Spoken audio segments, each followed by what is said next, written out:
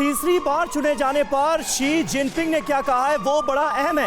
चीन दुनिया से अलग थलग होकर विकास नहीं कर सकता, ये बड़ी बात कही है शी जिनपिंग ने। क्या मौजूदा रुख में आने वाले वक्त में जिनपिंग के कोई बदलाव होगा, ये उम्मीद की जाए क्या? दुनिया के विकास को भी चीन की जरूरत है, ये कहते नजर आए हैं शी जिनपिंग।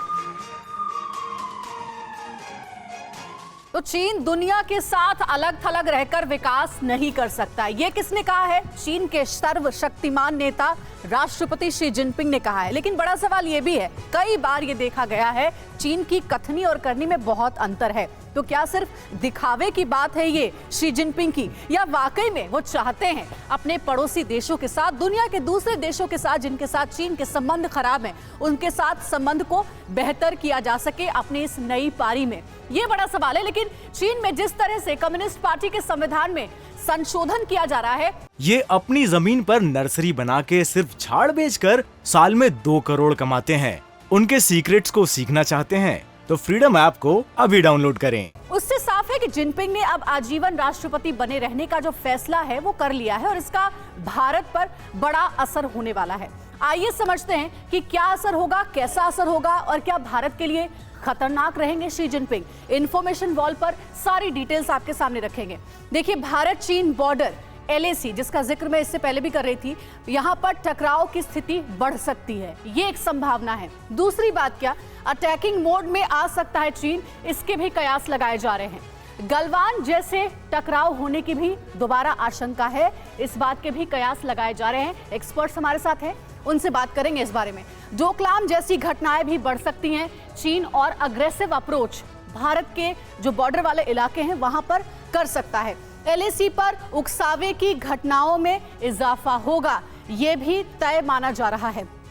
सिर्फ इतना ही नहीं, पाकिस्तानी इकोनॉमिक कॉरिडोर पर काम और तेज होगा। लगातार चीन सपोर्ट करता रहा है पाकिस्तान को, क्योंकि पाकिस्तान की सरजमी पर आतंकवाद को पनाह दी जाती है। इसलिए भारत के सामने 3 तरफ से सामरिक चुनौती संभव है। कौन सी होगी वो चुनौतियां, ये अब समझिए आप। चुनौती नंबर 1 पाकिस्तान, चुनौती नंबर 2 नेपाल और उसके बाद श्रीलंका भी बहुत बड़ी चुनौती है। यहां पर और ज्यादा इंटरफेरेंस, दखल बढ़ सकता है चीन का, ये चुनौतियां हो सकती हैं। इंडो पैसिफिक और हिंद महासागर में भी सक्रियता और ज्यादा बढ़ सकती है चीन की। ये देखिए, बहुत ही अच्छे तरीके से डिटेल में हमने आपको समझाया है कि शी जिनपिंग का दोबारा चीन का राष्ट्रपति बनना भारत के लिए कितना खतरनाक हो सकता है और भारत के लिए चिंताएं कौन कौन सी है। मेजर जनरल ब्रजेश कुमार जी हमारे साथ जुड़े हुए हैं। सर, ये चिंताएं हमने बताई हैं, ये चुनौतियां भारत के तरफ सामने आ रही हैं। शी जिनपिंग दोबारा से चीन के राष्ट्रपति बन गए। LAC को लेकर मेरा आपसे सवाल रहेगा, LAC पर क्या आक्रामकता चीन की ओर से और बढ़ती नजर आ रही है और भारत को ऐसे में कैसे और ज्यादा सतर्क रहने की जरूरत है? जी हाँ, जो आपने जिन विषयों का जिक्र किया वो पूर्णतया वो थ्रेट हैं, वो परसेप्शंस चलते रहेंगे। LAC के बारे में ये कहूँगा कि वैसे भी अब LAC मिलिटराइज हो गई है।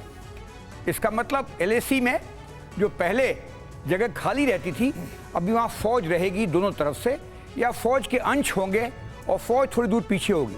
तो मिलिटराइजेशन ऑफ LAC तो कंप्लीट हो गया है। जो हरकत होती है इंफ्रास्ट्रक्चर बिल्डिंग की जी, वो तो चलती रहेगी। जैसे एयरफोर्स एयर स्टेशन की बात की, सर्विलेंस की बात की, उनके तरफ से और हमारी तरफ से। तो हमने भी देखा है करीब हमारे 50,000 सैनिक एडिशनल विंटर्स वहाँ बिताएंगे। अगर बिताएंगे तो स्वाभाविक है उनके लिए इंफ्रास्ट्रक्चर, कम्युनिकेशन, ट्रांसपोर्टेशन, हैबिटेशन सब करना पड़ेगा, वो हो चुका। बिल्कुल सही बात है। आपने जिक्र किया, अंजलि ने जिक्र किया चिंताओं का, लेकिन मैं जिक्र करना चाह रहा हूं जिंताओं का, क्योंकि जिंताओं का जो वीडियो निनाद जी सामने आया, वो दरअसल क्या शी जिनपिंग ने ये बताने की कोशिश की है कि अब जो चाहेंगे वो वही होगा चीन में, जिस तरह से वो मुल्क को चलाना चाहेंगे वैसे ही मुल्क चलेगा, क्योंकि इसका वीडियो जारी किया गया और हम सब ये जानते हैं कि चीन से वही वीडियो, वही तस्वीरें सामने आती हैं जो जिनपिंग चाहते हैं।